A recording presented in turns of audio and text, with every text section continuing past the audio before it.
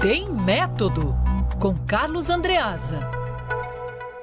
Hora de conversar com o Carlos Andreasa. Mais cedo eu me lembrei de um quadro antigo da velha TV Pirata, em que havia um desabamento na casa de uma magnata, de uma socialite, a repórter, que era a Débora Bloch, entrevistar a Regina Casé, que era a mulher que estava presa dentro de casa. E ela contava lá do drama dela, né? Minha filha, eu preciso de ajuda, só restam umas 2 latinhas de caviar. O champanhe está quase esgotado.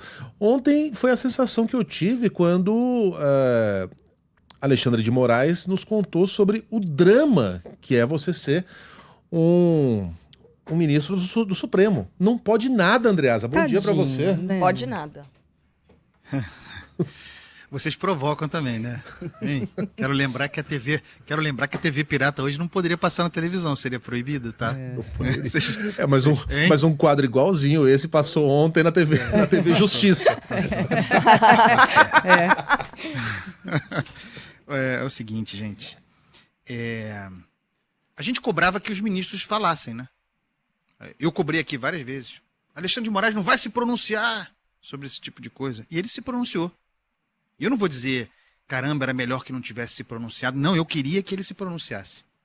Ontem foi um espetáculo de clareza. Uma clareza degradante. Mas é melhor que seja assim. Clareza. Expôs o seu pensamento sobre o império que pensam existir no Supremo Tribunal Federal. À margem da República. Aquilo é um discurso à margem da República, à margem dos princípios republicanos. Mas transparente, claro. Horroroso, porque a clareza faz expor um pacote de vícios. Então, o primeiro trecho que eu quero destacar dele aqui é o seguinte, esse é que você se referiu. E você, Megali, isso não é o Alexandre de Moraes falando, não, sou eu. Eu ia fazer as aspas, mas vou fazer um comentário. E você, Megali? Pô, fiquei até assustado, me arrepiei aqui. O coração parou de bater. Você, Megali? Pô, já chegou, mas essa hora vai chegar, Megali. A sua hora vai chegar. A nossa hora vai chegar. Eu todo respeito pelo ministro, mas ontem aquele discurso... A sua hora vai chegar, porque você está atacando. Tudo isso que toda crítica é ataque, virou ataque. Tem a corrupção do conceito da palavra ataque, do verbo atacar. Mas eu digo, Megali, você é maldoso. Imagine querer que o juiz seja somente juiz. Que absurdo você pretender que um ministro da Suprema Corte seja apenas ministro da Suprema Corte. Aí diz ele, Alexandre de Moraes. O magistrado não pode fazer mais nada da vida. Só o magistério. O magistrado pode dar aulas. Pode.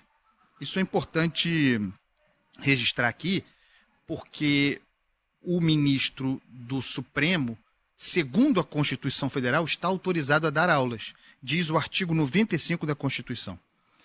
Aos juízes é vedado exercer, ainda que em disponibilidade, outro cargo ou função, salvo uma de magistério. Então pode dar aulas, pode dar aula. A Lei Orgânica de Magistratura também prevê isso. A Constituição de 88 e a Loman de 1979 prevêem que os ministros, para além de ministros, de juízes, os magistrados de modo geral, podem também exercer o magistério, dar aula. Então isso é permitido. Ele continua. O magistrado não pode fazer mais nada da vida, só o magistério. O magistrado pode dar aulas, pode dar palestras. Não pode não. Não pode. Eu quero que me mostre em que lei está dito que o ministro do Supremo pode dar palestras. Na Constituição não está. A Constituição é restritiva ao ponto de não fazer referência à atividade empresarial de ministro. A Constituição não autoriza nem que eles... A Loma autoriza, a Lei Orgânica da Magistratura, que eles sejam sócios, não dirigentes, sócios ou cotistas de empresas.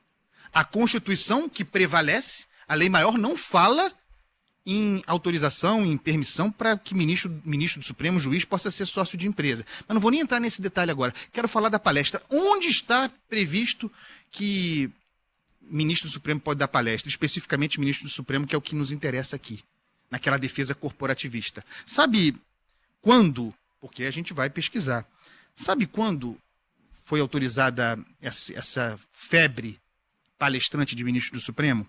Em 2016. Por quem? Pelo CNJ. O CNJ cumpre um papel, Conselho Nacional de Justiça, cumpre um papel muito importante. É a guilda, é o sindicato, é o sindicatão dos ministros do Supremo, não é nem do Judiciário, não. O CNJ dispõe, cria regras, normas que se impõem à Constituição Federal. E quem vai julgar a constitucionalidade das regras que eles mesmos criam e que são inconstitucionais? Eles mesmos, os ministros do Supremo. Então, eles são a fonte do direito, inclusive em causa própria. Inclusive criando as regras em causa própria. Então, em 2016, presidência, não poderia ser de outro, do ministro Ricardo Lewandowski, do Supremo e do CNJ, determinou, fazendo uma leitura perversa do que diz a Constituição e a LOMA, sobre o ministro do Supremo poder dar aulas, poder exercer o magistério. Criou um entendimento extensivo, ampliou esse entendimento para transformar palestra em aula. Mas não é palestra na faculdade, uma palestra numa aula de abertura do ano, de algum curso, não. Virou aula essas palestras lobistas. E aí, servindo de fachada para encobrir relações econômicas cruzadas, servindo a palestra, pervertendo a ideia de magistério a que estão autorizados, servindo de verniz acadêmico para que seja legitimada aquela farra, porque a palestra é a expressão mais visível de eventos, muitas vezes internacionais, em que temos patrocinadores, empresários privados com interesses no Supremo Tribunal Federal. Mas isso passa por palestras, segundo o CNJ, desde 2016, acima do que diz a Constituição. E para piorar, em 2021, gestão de Luiz Fux, criaram uma norma adicional que abria mão da transparência, porque antes, pelo menos, precisavam dizer para quem estavam palestrando, pagos por quem, de que maneira viajavam. Agora nem isso é mais necessário e está tudo bem. Fica tudo passando como uma coisa normal. O ministro do Supremo não pode dar palestra. Avançando aqui, eu sei que o tempo está curto, mas deixa eu só desobstruir as minhas artérias aqui tratando desse troço. Outra fala dele. Magistrados, inclusive os desta corte, não julgam nenhum caso em que tem ligação. Não julgam nenhum caso em que os seus parentes advogando têm ligação. É como se fosse uma restrição muito grande. Eu quero lembrar, de novo, nesse caso, uma votação deles, de 2013, agosto de 2013.